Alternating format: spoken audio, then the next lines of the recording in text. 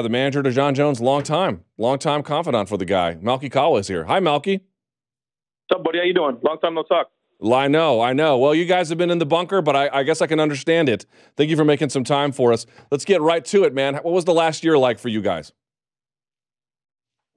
You know, it's a good question. It was actually a very rough year. It's a very rough year. And I mean, listen, it was a rough year. And you know, when you say for you guys, so I'm assuming you're asking me about Jon and stuff like that. But yeah, you know, I mean, it was a rough year for us when it came to Jon, because there was a lot of work that went into this thing with USADA and all this other stuff, and there was a lot of other things that, a just a lot that went into this whole thing. So, but it was it ended up working out all right. So, you know, I can't complain. It's just that, you know, you got to deal with the emotions sometimes of a client and the things that they go through and the ups and downs of what happens. And that's kind of like, you know,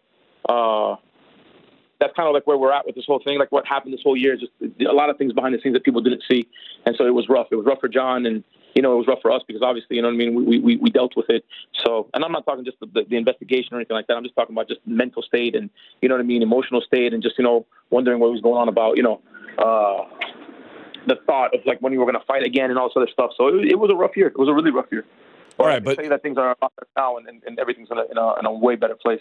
Certainly looks that way. All right, so let's talk about a little bit of that. The 15 months, I know you probably feel like that's the best outcome that was reasonably attainable. Why did it take so long to just get what was more or less time served?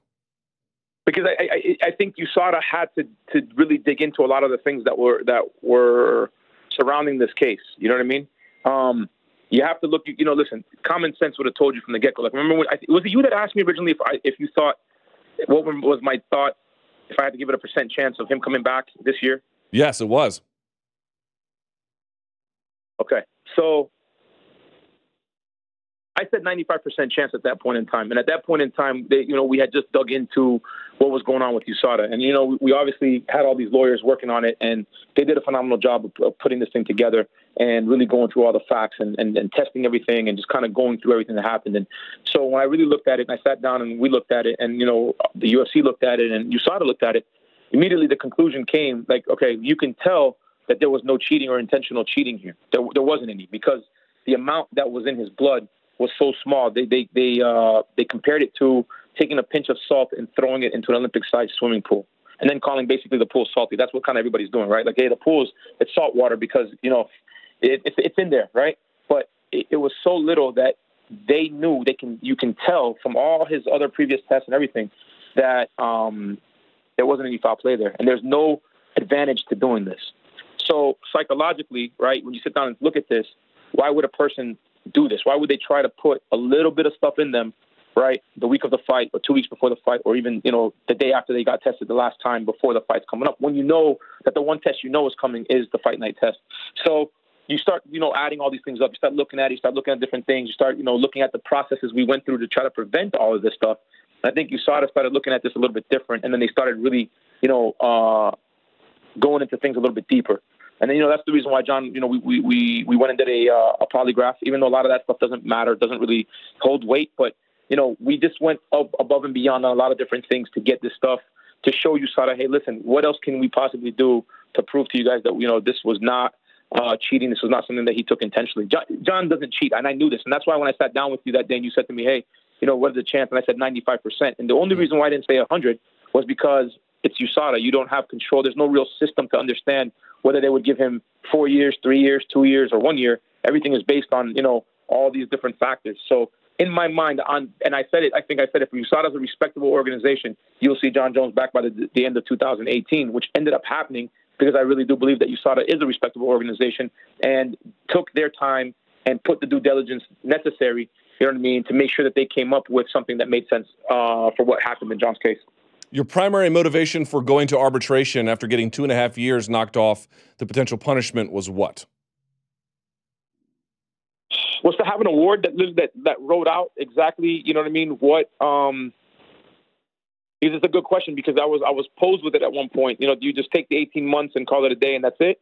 Or do you go to arbitration? And you know, we had decided right away, go to arbitration and have them just, you know, say maybe time served.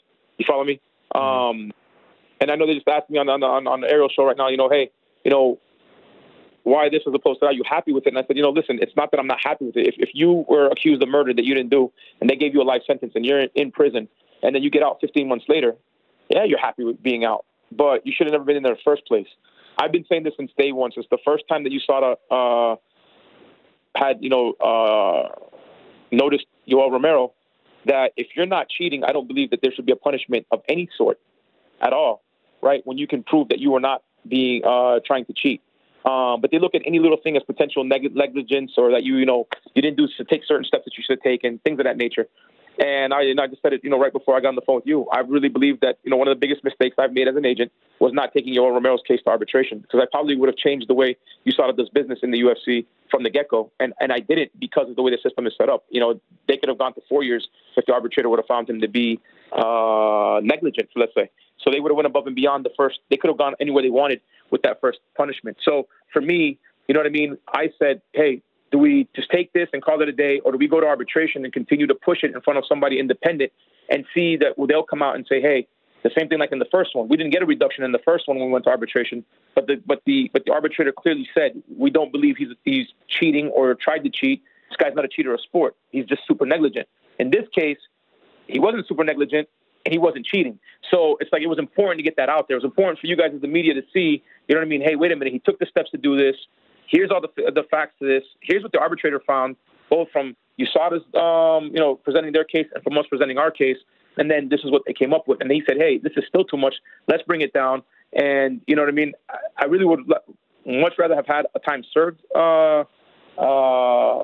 award. But, the 15 months is probably the best thing that anybody could have asked for, considering what we were looking at. So folks have raised a question. I think it's a good one, and I'm hoping you have an answer for it, which is, how can a guy get 2.5 years knocked off of a sentence for providing information when he has not used anything, right? You're saying he didn't use the point. That's been my point. That's why all these little goofballs on the internet now talking about, he had to provide substantial assistance. And listen, the way they word their things and the way they do their things, look, I think that it's clearly cut right now that everyone knows that First Round Management is the best management company when it comes to dealing with USADA and putting these cases in front of USADA and getting our guys, you know what I mean, the least amount of time possible for any infraction that they have, and not because they're guilty, but because they're not guilty, right? This system is set up for the minute you fail a test, you're guilty. Even if you didn't do it, if you didn't know about it. I mean, you saw what happened to Lyoto Machida. You saw what happened to a lot of guys who just didn't know, and they got the book thrown at them. So I don't agree with that. So to me, when somebody says to me, well, he did this, no. Listen, let's start off from the get-go. Read the arbitrator's award. He was not cheating. You should be upset that he got 15 months. Instead of the media saying, oh, he's this. No, he's not a snitch. We're upset he got 15 months. We're happy because it's done and over with. We can put it behind us. But in reality, he should have never been there. Right, but Malki, hold on. Malki, I understand, and you know what my views about USADA. We've talked about them at length. But the question is, if you've never done any of this stuff, how do you have information to provide in the first place? That's my point. There was none. But I keep saying that, and everybody keeps running with it. Substantial assistance doesn't necessarily mean it had to be on somebody else. It could have been on themselves.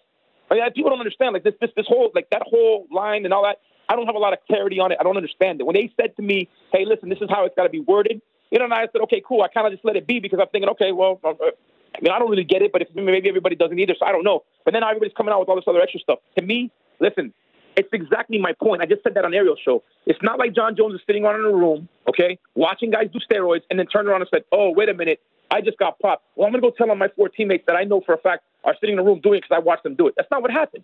And I just said the same thing. I said, Jon goes to training, he trains, and he leaves. There's no hanging out in a room. There's no going to a bathroom. There's no shooting somebody up. There's no sitting there and looking at form. He doesn't do that. When the guy sits there and says, hey, guys, I think I need to take fish oil, protein, and this based on what a nutritionist told me to take. Or, hey, I hired Lockhart. Lockhart says I should take this. What do you guys think? Do you guys even know what this stuff is? How about this? Or how about, what exactly do BCAAs do? He's not sitting there in a sophisticated setting looking at things and saying, oh, my God, I got to do this. That's not how it is.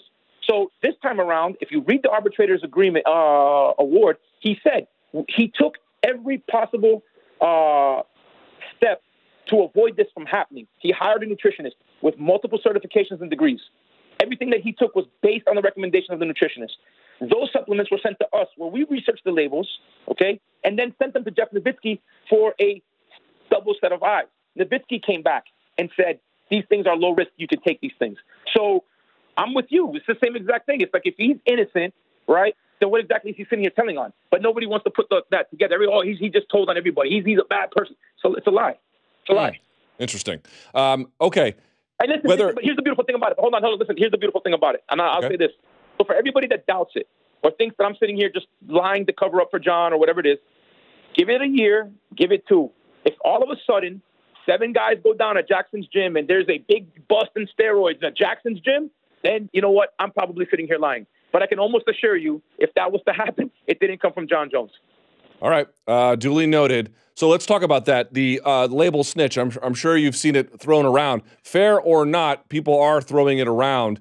Do you believe that Jon has suffered reputational harm as a consequence of this process? From the get-go, whether this award would have came out or not, he did the first time around. He's definitely done it. It's happened to him again the second time around. One of my biggest problems with USADA. Your reputation is ruined, and it's always going to be there. It's the same thing with Yoel Romero. I still get the messages that he's a cheater when I don't know how there's no way to show the world he's not cheating.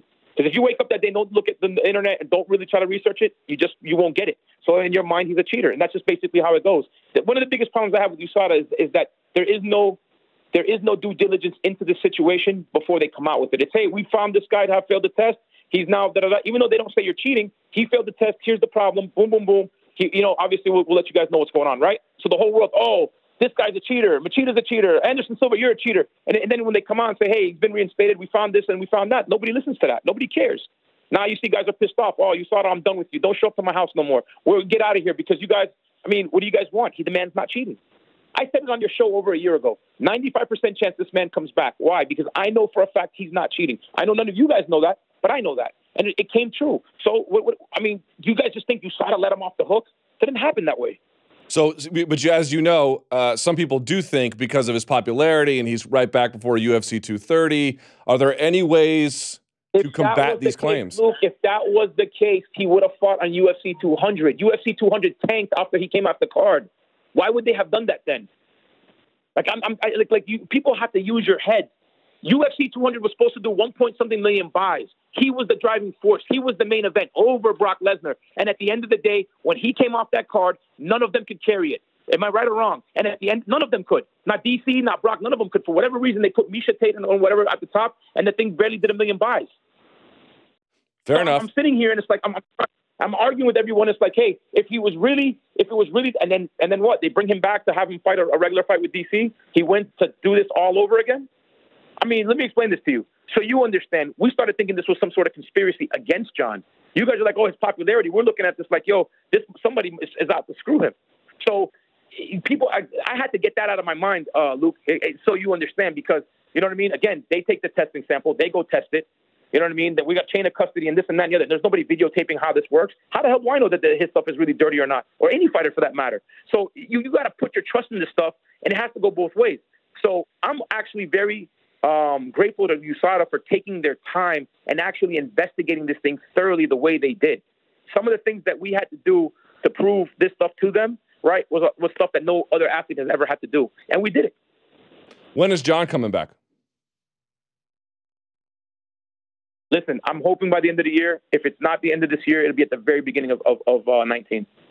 So let me just play devil's advocate, or not devil's advocate rather, but just thinking for the fans here. Look, I think there are some fans who did want to see him at UFC 230. Was that ever discussed? And if so, why did it never materialize? Say that again? I didn't hear that. UFC 230, why did he ultimately not end up fighting there?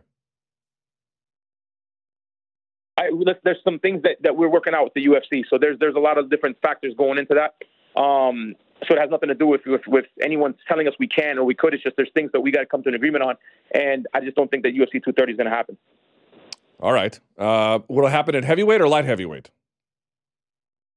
Again, that's some of the stuff that we're trying to work out. That's the whole point. There's a lot of things. He wants his light heavyweight belt back, right? Daniel has both of them. Daniel's saying he's going to wait till he fights Brock. So I don't know what's going to happen. There's a lot of. So you got to figure out Cormier, then you got to figure out Jon, then we got to figure out certain things with Jon, and then get this whole thing going in a direction that makes sense for everybody involved.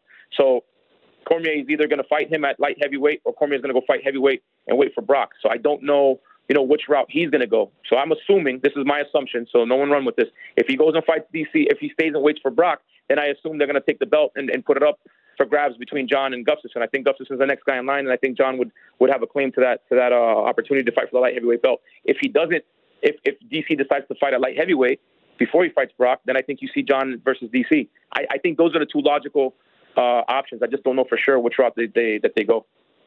We all saw the interview he did with RT, and he looked pretty motivated. Obviously, he was talking about Daniel Cormier the entire time, but I'm wondering if you could talk about how he arrived at that process. And by that, I mean, you mentioned how hard the year was. In the arbitrator's report, there was an indication that he had gone and sought out some rehab independently during this time. And I'm wondering, in the past year, how has Jon changed or matured, or what's the process been like for him? Well, I mean, listen, I think, so go back to your question again. You said something to me about rehab and stuff. Go back to it. Didn't he in the wasn't it listed in the arbitrator's report that he? Yes. So I'm wondering how the year was for him. Well, the year for him was really tough. I mean, I think that you got to understand that, you have this. So, I try to take everybody down this road. He ends up failing a test at UFC 200, right, which was set to be the biggest probably payday of his career. And at that time, Jon was at an all-time high, right? And you find out about it, 2 days or 3 days before the fight, you get pulled off the card. And now you go from being, what was at the time a real fan favorite, again, right, back in the good graces of everyone, I think, to just falling completely off the face of the earth, right, and everything was terrible. He ends up coming back, right, we fight that thing, he comes back, he fights, he knocks out Daniel Cormier, back on top of the world. Now, right before that, his mom passes away, and then you find out after that about, a month later, that you now failed another test. So imagine the highs and the lows of what's going on. So when he hits this thing, he absolutely hits rock bottom. And then we just got together, all of us, and was like, hey, listen, Jon, we got to figure something out. And Jon went to rehab. And not like the last time where he checked in and then they told him, hey, you seem fine to us, you can leave. Because, that was another thing. Everybody's, it was a PR stunt. He went to rehab and they told him, you're fine. We don't think you need to stay. So we sent him to a better facility. And the UFC and everybody was involved. They helped us out, making sure we found the right spot. He went in there, spent a full month in there. He talked to people. He got himself together, and he really, faced a lot of the demons that he had. That I guess you could say that made him do some of the things like the drinking and the other stuff. And he faced all that. And I think that he's become, he's older now. He's also not 23 anymore. You know what I mean? He understands a lot of the stuff that's going on. So this last year was tough because, you go through, your mom passes away. You don't even get a chance to really grieve that. You're in the middle of a fight camp. You go and you fight, right? You knock your arch rival out. Your second victory over him is better than the first one.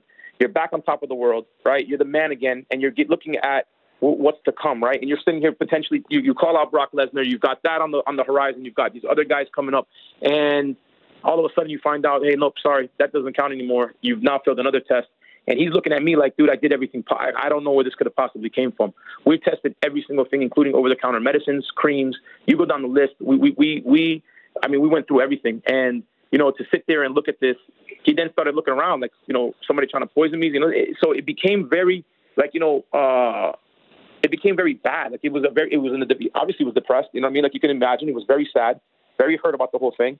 And he just wasn't in a good place at all. And he started to slowly but surely fight out of that. And, you know what I mean? He is a lot better now. He is healthy. He's mentally strong, and he's, looking forward to just getting back on with his career. All right. Well, Malki, we really appreciate your time. Congratulations on all the I know it was a long year, but I think you guys probably got close to a best-case scenario, something reasonably accommodating that. And we appreciate your time and candor here today on the show.